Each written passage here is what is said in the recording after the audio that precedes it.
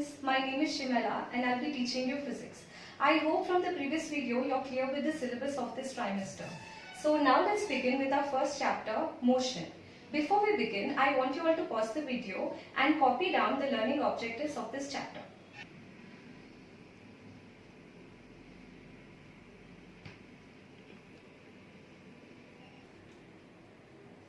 One of the most common phenomena we observe in the physical world is motion.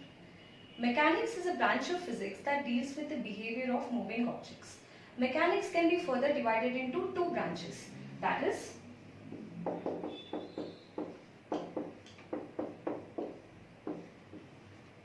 kinematics and dynamics. Kinematics is a branch of physics that deals with the behavior of moving objects, whereas dynamics is the branch of physics that deals with the cause of motion. The simplest type of motion is motion along a straight line. Now let's understand how to calculate distance covered and displacement in the case of rectilinear motion, that is, motion along a straight line. So as you can see, in the first case, the object is at rest. Let's take O as its reference point. In the second case, the object has moved 3 meters to the right. So in this case, the distance covered by the object would be 3 meters, whereas the displacement, the magnitude of displacement of the object would also be 3 meters. 3 minus u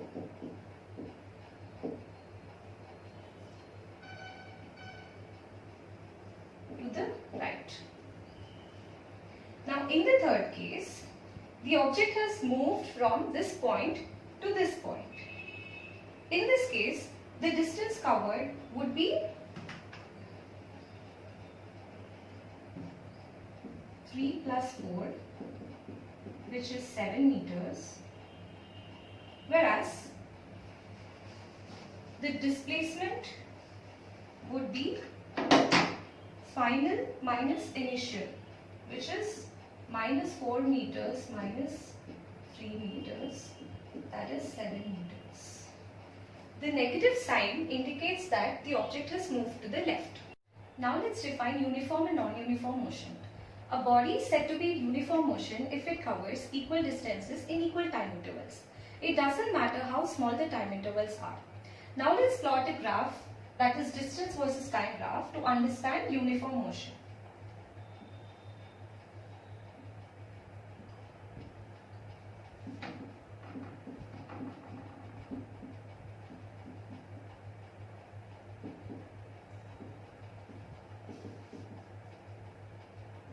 So in the first second, the body travels 5 meters.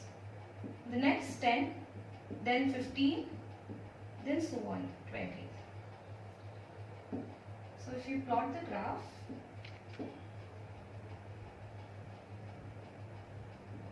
it will be a straight line. When a body covers unequal distances in equal intervals of time, it is said to be non-uniform motion. Let's say you go to a rooftop and drop a ball from there. So as it is falling down, you will notice that it will cover unequal distances in equal time intervals. So like 5 meters in the first second and 15 meters in the second second and so on. So in that case, the distance time graph for the non-uniform motion would look something like this. That is, it will be a curve. To determine how fast or slow an object moves, we calculated speed. Speed is defined as distance travelled per unit time.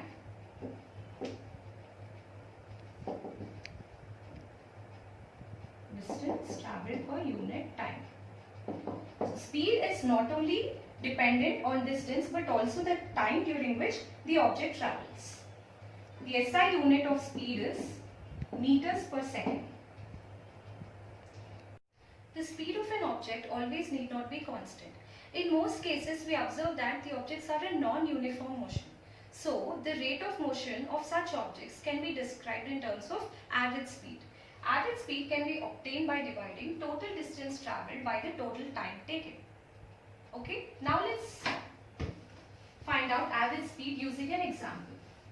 Let's say a truck travels 60 kilometers in the first hour and 80 kilometers in the second hour. So from the formula, we have average speed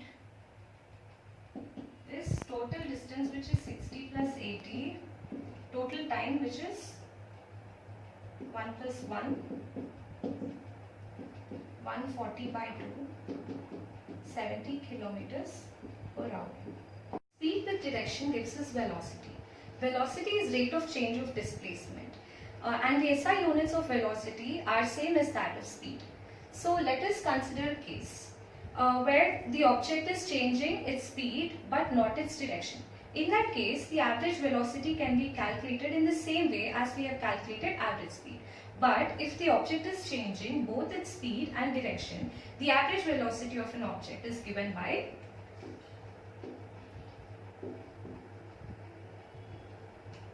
average velocity if the object is changing both its speed and direction is given by the arithmetic mean of initial velocity and final velocity in the given time period. Suppose you are traveling in a car. Now, is it possible that you maintain constant velocity throughout your journey? No, right? Sometimes when you come across a signal, you stop, and sometimes when you're on a highway, you speed up. So when the velocity of the body is constantly changing, it is said to have acceleration. Acceleration is given by change in velocity per unit time. Change in velocity is v minus u by t, and SI unit of acceleration is, unit for velocity is meters per second and unit for time is second. So it will be meters per second square.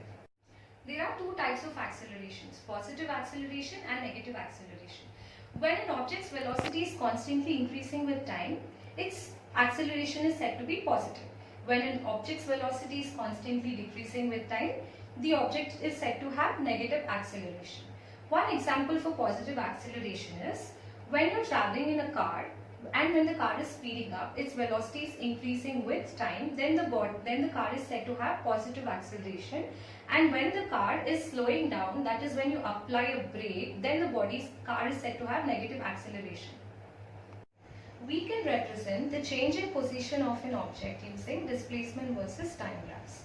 Let's plot displacement versus time graphs for three different cases. So first, in this graph,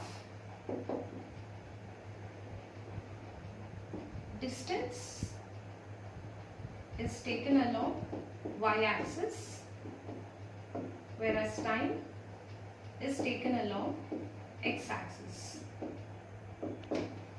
Time is taken along x-axis because time is independent variable, whereas distance is dependent variable. Time is something which we cannot control. Hence, it goes on, every independent variable goes on x-axis, whereas every dependent variable goes along y-axis.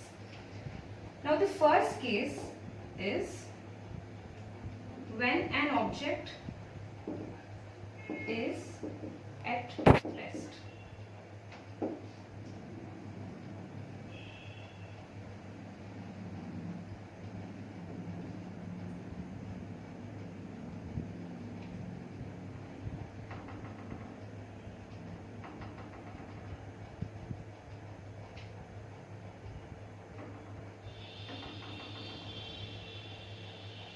Let's say the object has traveled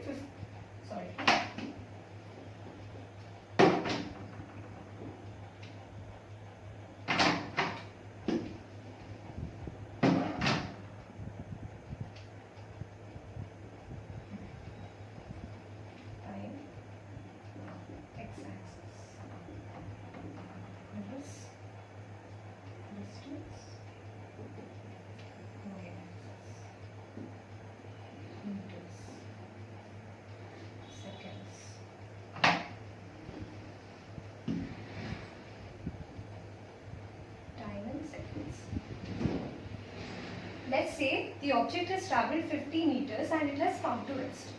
Okay. So now in first 10 seconds, it will be in the same position because it is at rest. In the next 10 also it will be in the same position. In the next 10 also it will not change its position because it is rest.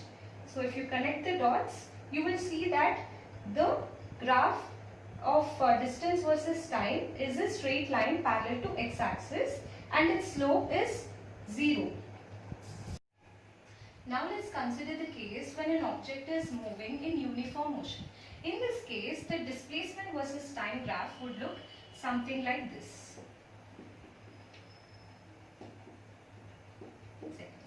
In the first 2 seconds, the object has travelled 10 meters, whereas in the 4 seconds, it has travelled 20 and so on. If you connect the points, you can see that the graph is a straight line and the slope is non-zero because it is making an angle with x-axis. Whereas, when an object is travelling in non-uniform motion, the displacement time graph would look something like this. That is, it is a curve or parabola. Let us calculate velocity using displacement versus time graph. Now, in this graph, in the displacement versus time graph, always remember that the slope of this line will give us velocity. Okay, and slope can be calculated using the formula change in y-axis divided by change in x-axis. Here the change in y-axis is 40 minus 20, which is 20 meters, whereas the change in x-axis is 4 minus 2, which is 2 seconds.